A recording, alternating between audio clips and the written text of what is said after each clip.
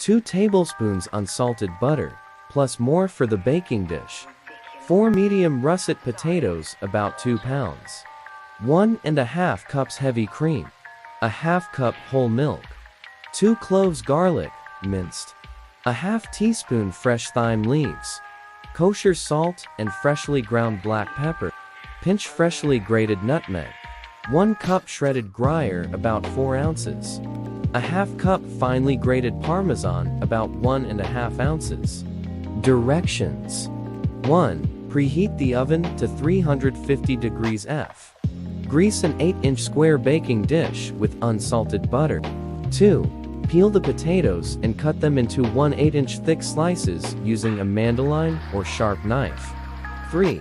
Add the sliced potatoes, heavy cream, whole milk, 2 tablespoons butter, garlic, thyme, 1½ teaspoon salt, a ½ teaspoon pepper and the nutmeg to a medium saucepan. Bring to a simmer over medium heat and cook, stirring occasionally, until the potatoes are tender and almost cooked through, but still hold their shape, about 5 minutes. They should not be soft and falling apart. Remove the saucepan from the heat. 4. Add the Gruyere and Parmesan, stirring gently to combine. Pour the potato mixture into the prepared baking dish. Bake until the top is light golden brown and the potatoes are cooked through and tender, about 45 minutes.